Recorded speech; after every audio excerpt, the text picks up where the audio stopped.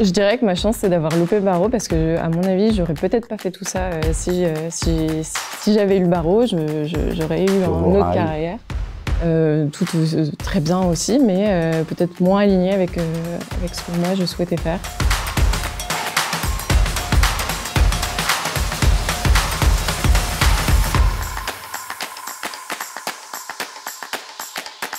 Les illuminés du droit, bonjour à toutes, bonjour à tous. Alors, sont-ils illuminés lorsqu'ils rejoignent les carrières du droit?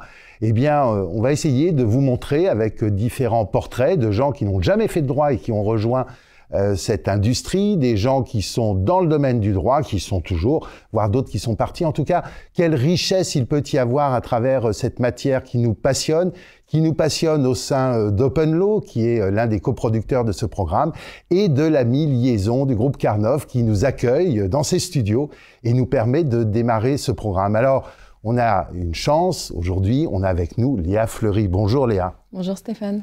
Léa, présidente fondatrice d'Ordali. Ordali, c'est quoi? C'est l'IA à la française?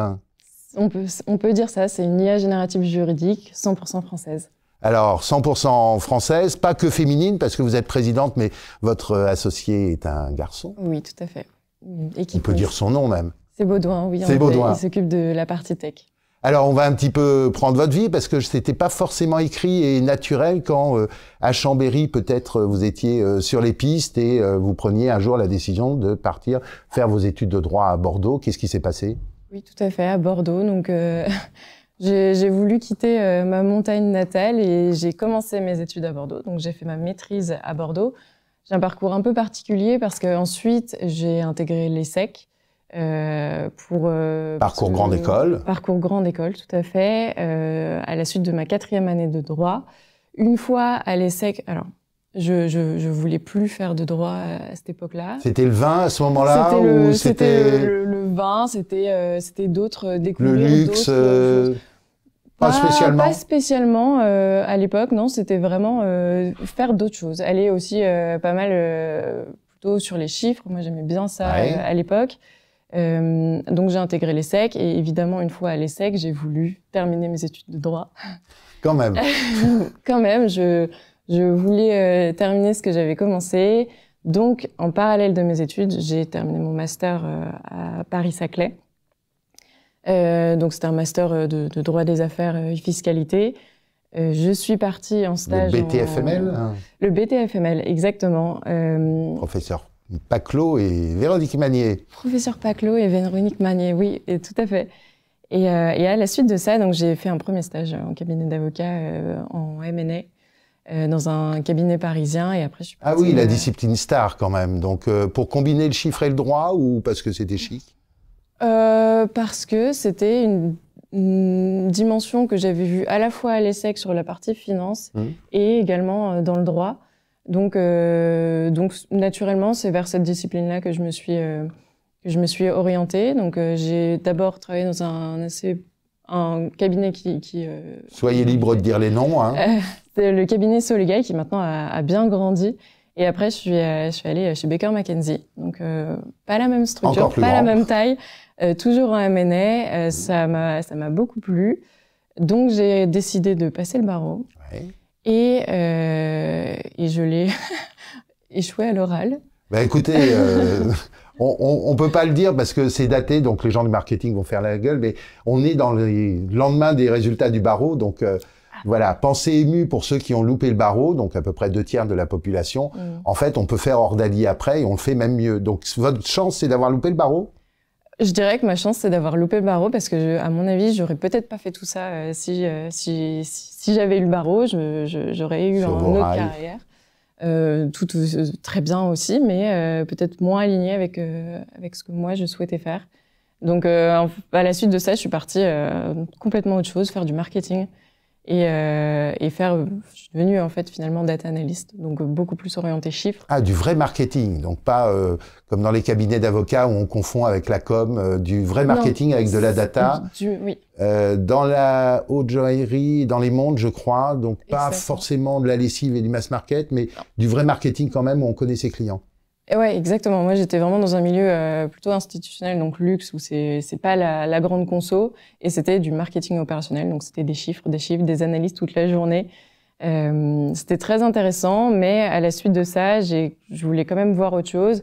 Les grandes entreprises, c'était pas non plus ce qui... Oui, c'était quartier Hermès, donc des très belles maisons en plus qui très belles maisons, sont appréciées. C'était très bien, mais je voulais quand même, j'avais cette étincelle entrepreneuriat. Donc début 2023, oui. Après cette ère ChatGPT, moi j'avais déjà identifié quelques cas d'usage quand j'étais en M&A, oui. Et je me suis dit avec Baudouin justement, ce serait intéressant de travailler sur quelques cas d'usage. Donc début 2023, on a commencé nous, on est parti vraiment directement dans le dur, c'est-à-dire qu'on a directement entraîné nos modèles. Peut-être que si on devait refaire les choses, on ferait pas comme ça parce que on aurait peut-être dû tester avant un peu plus le marché. Bon, on a eu de la chance parce que on a lancé en mai une toute première version bêta de notre produit. C'était un grand succès. Et ça a été, franchement, on a eu plus de 300 000 impressions sur Twitter et partout. Et en fait, ça a enclenché la machine. Ça nous a permis de signer les premiers partenariats pour co-développer l'outil et aller sur une dimension un peu plus sérieuse que ce qu'on avait fait déjà début 2023. Et là, maintenant, ça fait un peu plus d'1 an et demi qu'on est sur le projet. Alors, ça répondait à des cas d'usage. C'est intéressant parce que c'est la réflexion. La nuit, je faisais du M&A et je faisais du copier-coller que j'aurais pu automatiser. En fait, au départ, c'est ça ce que vous avez voulu faire? Alors oui, tout à fait. Il y a ce cas d'usage de rédaction un petit peu de documents en série. Donc c'est sur. On fait du recyclage. Hein, voilà, c'est ça. Heureusement qu'on réinvente pas la roue tout le temps, parce que. Mais oui, sur des pouvoirs d'avocat, sur des PV d'AG, toujours en faire autant qu'il y a d'associés ou de choses comme ça. Et donc, ce sont des cas d'usage auxquels l'IA peut très bien répondre, même aujourd'hui, alors qu'on est quand même qu'au balbutiement de l'IA. Oui, 2 ans en France, finalement, le lancement de ChatGPT. Oui, maintenant 2 ans. Et en fait, nous, on a spécialisé des modèles vraiment sur du droit pour répondre de manière plus précise à ces cas d'usage-là. Et donc sur des cas d'usage d'optimisation finalement de tâches qui sont pas forcément toujours très intéressantes, très intellectuellement stimulantes, ça peut apporter quelque chose d'assez intéressant. Par rapport à des grands opérateurs, donc on parle beaucoup des Harvey, des Gemini, vous, c'est vraiment le droit, des éléments qui sont purement français, qui nourrissent la machine du coup beaucoup plus en français, j'imagine, l'exploitation maximum de l'open source? Oui, nous on exploite beaucoup l'open source. On contribue aussi pas mal à la communauté open source pour ça. On a créé en fait un modèle d'embedding en français généralisé, que nous ensuite on a réutilisé en interne pour le spécialiser sur du droit, donc sur du droit français. On est complètement hébergé en France également, et l'objectif c'est vraiment de créer une solution française sur du droit français. Alors vous êtes logé à Station F, vous avez fait plein de concours, vous êtes Sista Girl, c'est ça? Oui, c'est ça. Voilà, désolé. On dit parfois que le milieu du digital est très masculin, pas très féminin. Et comment vous arrivez à travailler avec votre associé? Parce que ce sont 2 questions qui sont importantes. Nous, on travaille avec mon associé, on travaille très bien ensemble. C'est vrai que c'est un milieu assez masculin, mais finalement, il y a quand même aussi de plus en plus de femmes, et il faut l'encourager.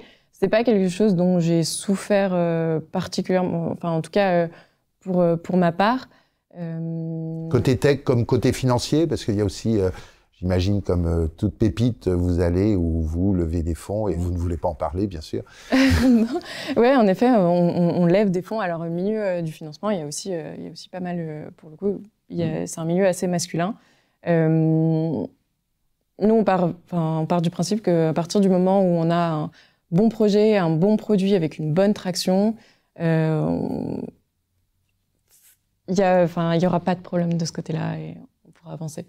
Si vous regardez un petit peu en arrière par rapport à cette profession d'avocat que vous fréquentez finalement indirectement, même si vous adressez l'industrie du droit, donc il n'y a pas que les avocats, il y a tous les juristes d'entreprise, les notaires, les professions qui sont autour, je crois, il y a même les experts, les géomètres, tout un écosystème. Vous avez alors faut pas avoir des regrets, mais des choses que vous auriez préférées, qui vous manquent un peu, ou finalement vous avez une richesse dans ce que vous faites qui est totalement incroyable, et vous remerciez encore les gens qui vous ont collé à l'écrit du CAFPA. Alors, franchement, enfin, c'est un marché qui est spécifique. Je dirais pas qu'il y ait des choses qui nous manquent. Enfin, ça veut dire que vous l'éduquez, vous avez quand même l'impression que finalement, les juristes tech, on va en recevoir d'autres dans les Illuminés du droit, mais c'est quelque chose, vous faites l'éducation du marché quand même, beaucoup. Oui, on est sur un marché nouveau qui est encore en train de se créer. Il y a un vrai travail d'évangélisation, déjà parce qu'il y a une défiance quand même sur toute cette partie confidentialité de la donnée, sécurité de la donnée, et à juste titre. Donc, il y a déjà un travail d'évangélisation là-dessus, mais aussi sur quels sont les besoins, comment les formuler, comment les identifier, et ensuite comment utiliser le produit, comment utiliser l'IA, parce que l'IA, c'est très large en fait comme notion. Ce que vous êtes en train de me dire quand même, c'est que alors que les gens travaillent depuis un moment et à des hauts niveaux de technicité, en fait, vous êtes obligé de leur révéler des cas d'usage. En fait, l'industrialisation, c'est pas vraiment le fort des cabinets d'avocats. C'est une très bonne question. L'IA, elle va justement aider certains types de cabinets à avoir cette industrialisation, elle va les aider dans cette industrialisation. La plus grande valeur ajoutée de l'IA, elle va être sur les plus petits cabinets, mid-market, et même plus petits cabinets, pour faciliter l'accès à la donnée, pour faciliter le croisement des données, et donc pour gagner du temps sur ce genre de spécificité. Elle vient combler aussi un manque de collaborateurs, un besoin humain. Elle vient pas le remplacer, bien évidemment, mais elle vient apporter et faire gagner du temps sur ce genre de tâches également. Donc, en un sens, elle peut aider à l'industrialisation du cabinet, mais ça serait quand même trop simple de dire qu'elle aiderait des petits cabinets d'avocats, par exemple, à concurrencer des plus gros. Oui, et puis dans l'industrialisation, enfin, quand vous faites des satellites, c'est un peu industriel quand même. Donc, oui. Peut-être qu'on doit se familiariser avec ce mot qui est plus beau en anglais qu'en français. D'ailleurs, l'international, c'est une voie un jour, parce que vous faites des choses très françaises. Oui. Quand on utilise des Harvey ou des produits américains, ils font des choses très américaines, bien entendu. Tout à fait. C'est une vraie différenciation ?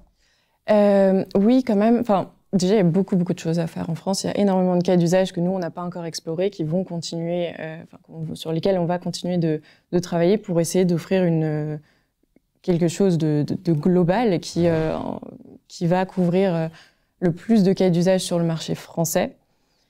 Il y a aussi des enjeux technologiques. Par exemple, là, on est quand même sur du droit, du civil law, on est sur la common law au UK, aux États-Unis. C'est pas le même mode d'entraînement des modèles.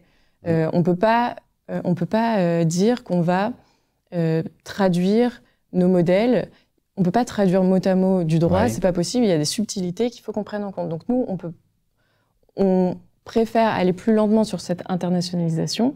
D'une part parce qu'il y a beaucoup de choses à faire en France, et en plus de ça, pour toutes les raisons dont j'ai parlé, qui, pour moi, demandent,